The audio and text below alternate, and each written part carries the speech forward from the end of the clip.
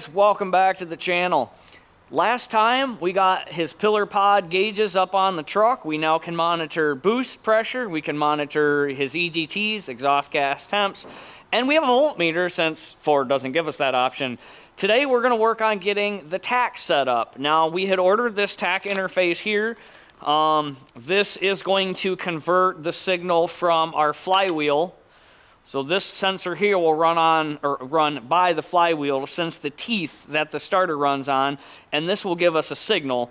This will then interpret our signal to make the Tach on the truck work, so the Ford Tach will work. At least that's what we're hoping.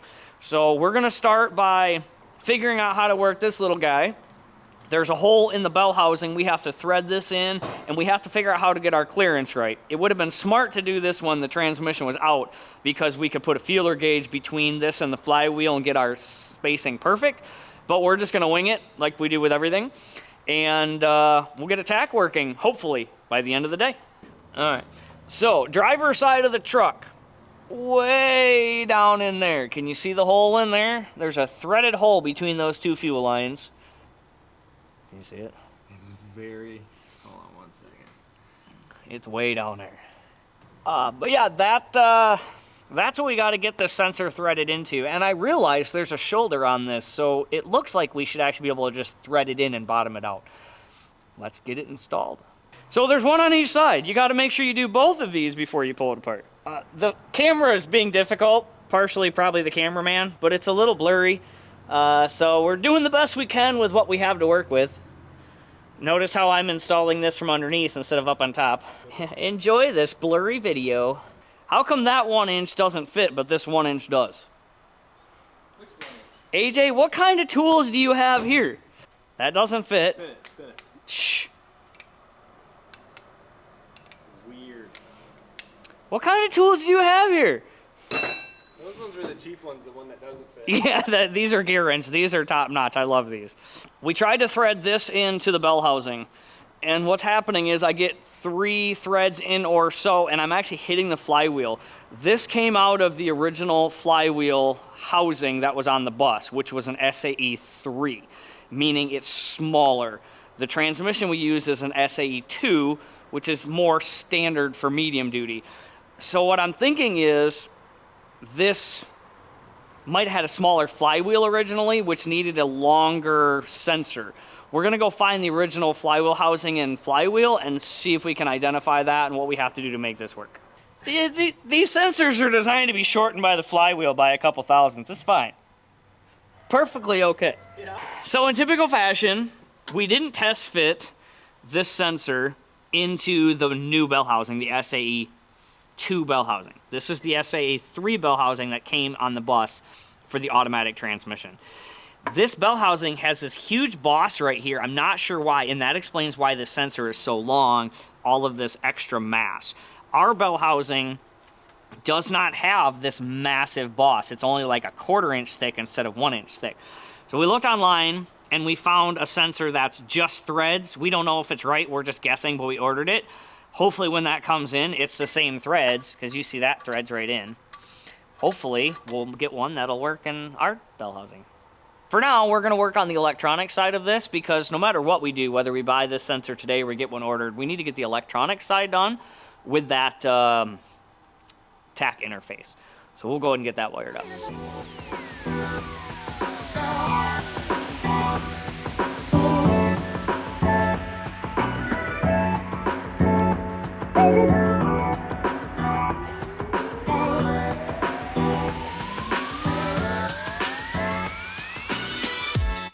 Tim, you gonna figure this out before lunch? No, we're struggling here. Why can't I remember how to wire a 2-wire Hall effect switch? The interweb Looks like we might end up going to exhaust and then lunch. Yeah, the interweb is not helping us. So maybe we should walk away and come back. Sometimes that's what you gotta do, is set things down, walk away, do something else, come back. So let's do that. We have this nice 100-gallon fuel tank, and by nice I mean it's got a hole in the bottom, which is why I gave it to AJ. I don't need it anymore, so we're gonna try and fix it. We had thought about replacing the whole bottom. I don't think that's really necessary, and we are going to replace this with an actual Weldon bung. I did this a while ago. The idea is if you draw to the bottom of the tank, you collect all the water, or you get the water, you get the crap. They don't rust out when you do that. But anyway, we're gonna do the right thing, and we're gonna start beating on the bottom to see if we have more than just this one hole right here. Can we just put a patch on it? We're not really all that worried about it. If it leaks, it just stops the rust that's already on the truck. But we're gonna try and find the leak, find out, can we just patch an area? Do we need to patch the whole thing? We don't really know how thin it is. I don't know, we'll see what happens. Oh yeah, that hole just got bigger. I don't know if it's gonna blow up on us. No, the fact that I had gas and diesel in it before. You know those videos where people are welding or grinding on a 55-gallon drum when they take off? We don't want to do that. It would be exciting for a second. That may be the only hole right there. So as exciting as it would be to blow this up, we don't really want to do that. So what we did is we put some soap in there. I had a mix of gas and diesel and oil in this. I ran one of my trucks on used oil. So what we're going to do is we're going to fill this up with water, and that should displace most of whatever gas there is, and then we're going to weld that little spot and just see what happens. I mean, it can either work or it can't. We'll see. We're going to find out. If we have any other leaks, we'll be able to see that. We'll too. know if there's more leaks as well. So the whole idea is if you can keep water, this rusted from the inside. These always rust from the inside, or mostly rust from the inside. So we're gonna take this off and we're gonna put an actual weld-in bung right there, which we should do that too while we're here. It allows any moisture, any dirt, any garbage that gets in this tank to be pulled out, and we're gonna put a big filter in to catch all that. That will keep this tank from rusting out, because diesel isn't oil and oil stops rust. But when water sits on the bottom, that's what rusts it up. Oh, now you want to see me? What the heck? So what we're going to do is we're going to pump exhaust from the skid steer into the tank just to make this a little bit safer and not quite so reckless. I silicone the hole up smaller than this, so that's not going to affect it any. We'll put that on, we'll weld that on there. We do have to weld the proper bung in right here, and then for the return, we're going to weld this one in up on top. And just to be safe, we're going to pump exhaust in with this pipe here. It's a little crazy, but it's safer than blowing up. Nothing like watching the three-ring circus, right?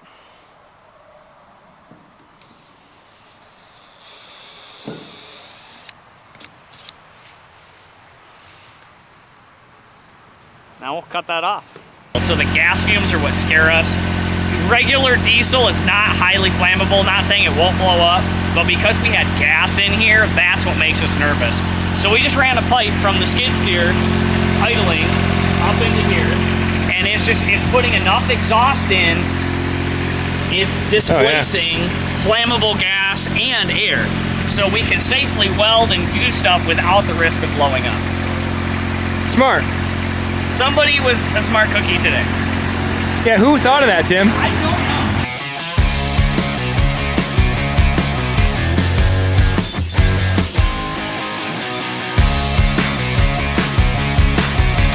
We'll maybe put another screw in it, but as I was welding it, everything looks perfect. Whoops, you can't see anything. Hold on. As I was welding it, that corner must be a little light or a little thin, so that popped through. That means we'll get it.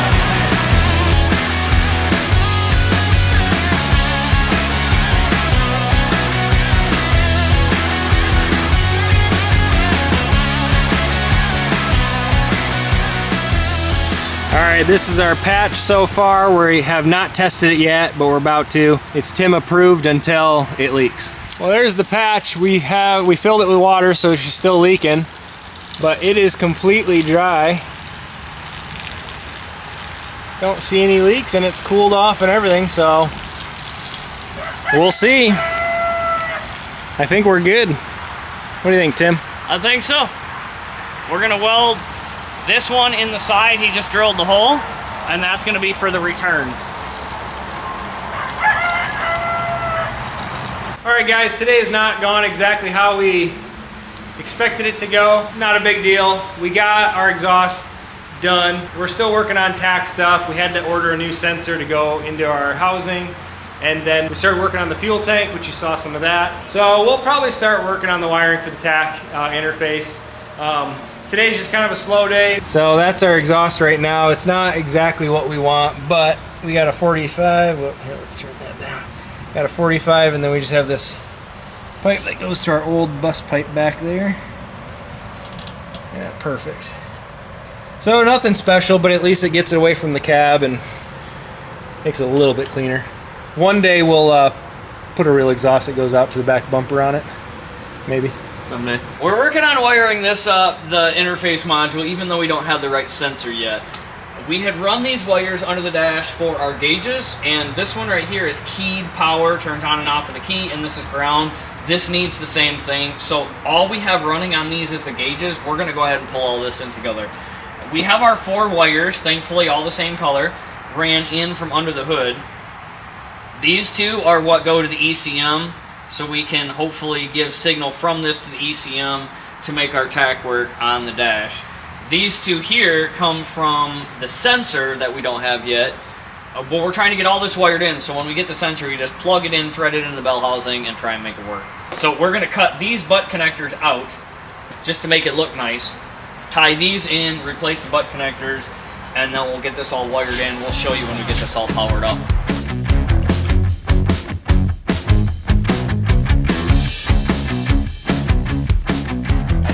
If anyone's wondering what we're looking at,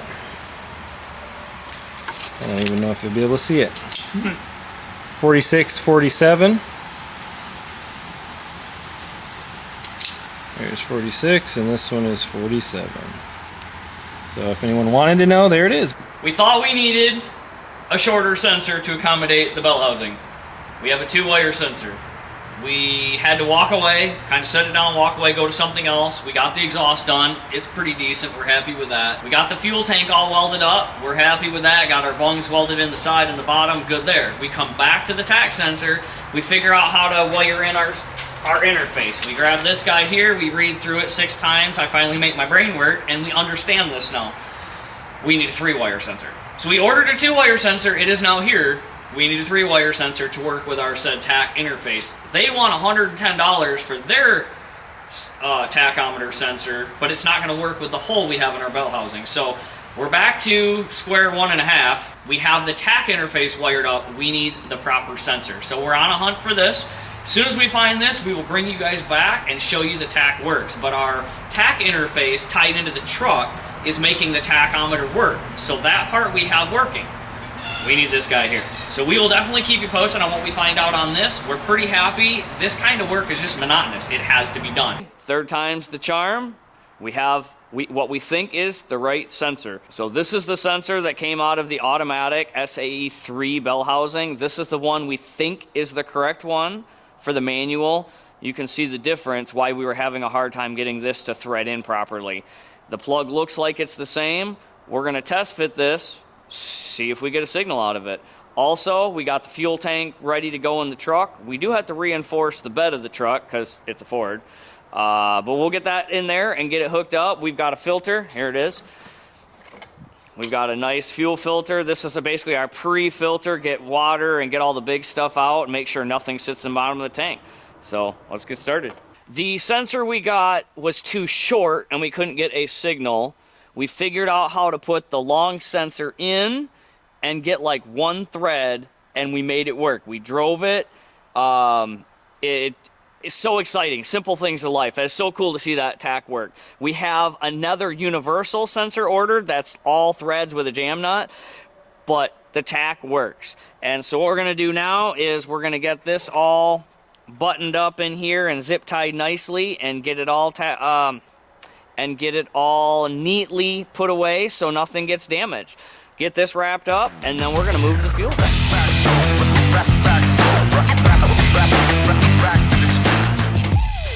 So we've got it tucked right there, just in case we had to make another adjustment. You just gotta pull that off. It's upside down, but at least it's easy access.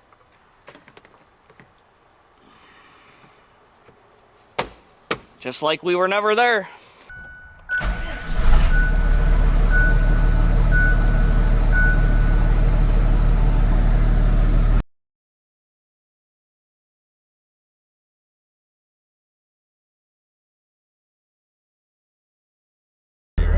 we're in the shade.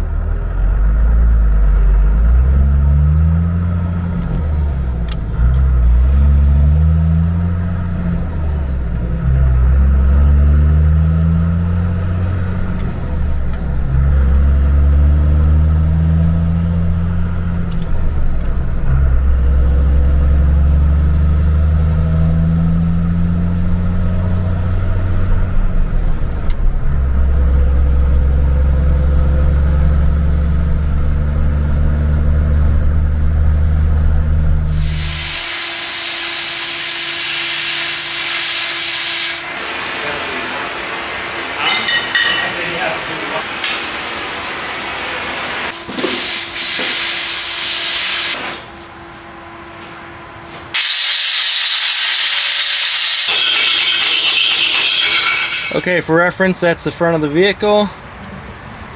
Don't look at the rest. So then, off the bottom of our fuel tank, we go to this ball valve. So we can shut down fuel flow if we want. And then we go to this JIC fitting right here to our fuel line. Goes over this way and goes to our goldenrod filter. And then goes up to our filter that's on the engine. And this way we can get rid of water right back here under the truck. So pretty much all hooked up, ready to go. We just got to get fuel in it and prime it and start it.